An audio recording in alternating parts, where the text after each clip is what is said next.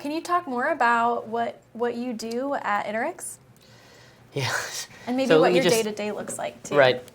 So let me just tell you that the company essentially makes applications that use predictive models to make products for patients at home. Okay, and those products are meant to essentially diagnose when people are having flare-ups of their illness and sort of to try to help them to find a place to go, maybe to the doctor they are, to take medications before something gets worse. It's really important. There's some insane amount of money that's spent on this problem in terms of avoidable hospitalization, medications, etc. Tens of billions of dollars, hundreds of billions globally. And it's just killing lots of people too, and it's the source of a lot of long-term health decline.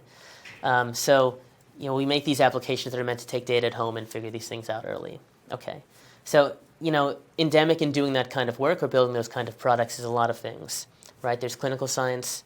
You have to test products in patient populations, so you have to design experiments, clinical experiments, get internal review boards to approve that, recruit hospitals, and actually execute patient trials.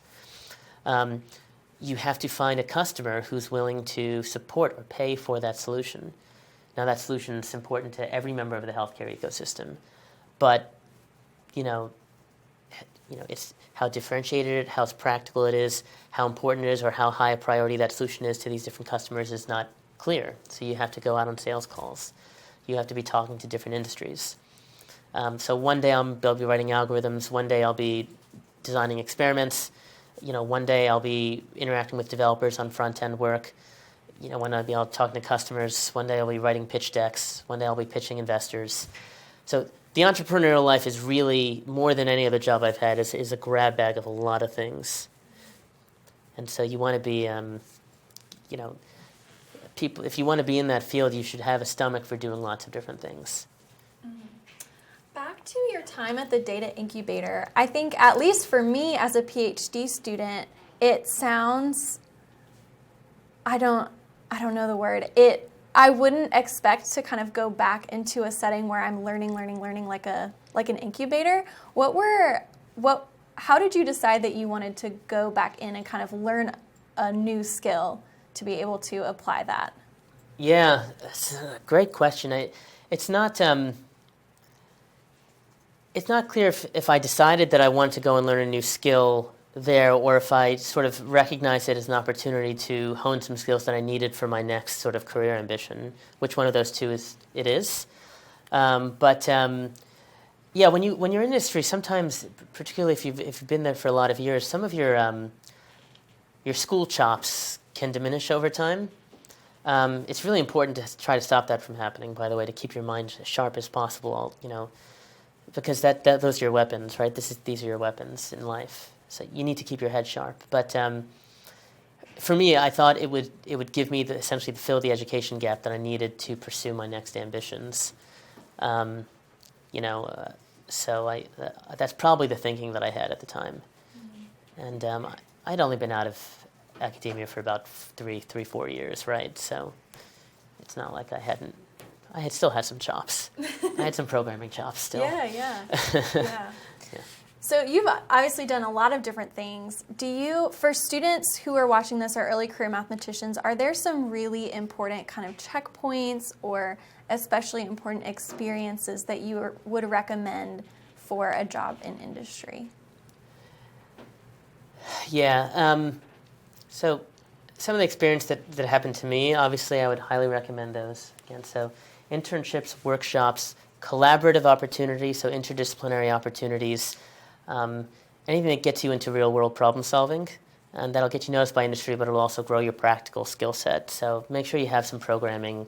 In most applied jobs now, you're going to need to know some scripting. So if I'm interviewing someone, okay, I mean, there's essentially 4 things, probably. Maybe there's a 5th, but always the hard skills are a given. So if I'm hiring someone to do development work and you can't script, it's a problem. Okay. So just try to have some of those hard skills down. Number 2 is demonstrable ability to critically think. Sometimes you get that out of interviews. Sometimes you get that out of internships. Okay. Ability to learn is so important. I can't overemphasize that. Not underemphasize it. we almost exclusively hire good learners, and especially in the environment I'm in now, it's so important. And the fourth, of course, is communication, very important. If you can't, sort of get across what you're trying to say or what you're trying to do or the value of what you're doing to different people who don't necessarily know your field, don't have your lingo, et cetera, it's hard to be effective. Yeah. Everything that you've said is so great. I think we're getting close to the end of our time. So is there anything else that you would like to add that we haven't talked about? I think this is a tremendous interview forum. So, thanks to all the mathematical associations and to Tom and Rich and Sarah, to you for having me be here. And I enjoyed it. Yeah, well, thank you so much. Thank you so much for joining us on this episode of Talking Big Jobs and participating in the conversation with Dr. Sumanth Swaminathan, co-founder and CEO of Iterex. In the coming weeks, we will be posting a video of this recording, and through SIAM and AMS channels, we'll be announcing when the next episode is. So this interview was produced by AMS and SIAM as a part of the Tandoor initiatives. These career-focused collaborative activities by AMS, SIAM, and MAA are made possible by Claire, Lise, and Philippe Tandoor and supported by the Big Math Network. And additional resources can be found at bigmathnetwork.org. So thank you again, Dr. Swaminathan, for being here with us, and thank you all for watching. Thank you.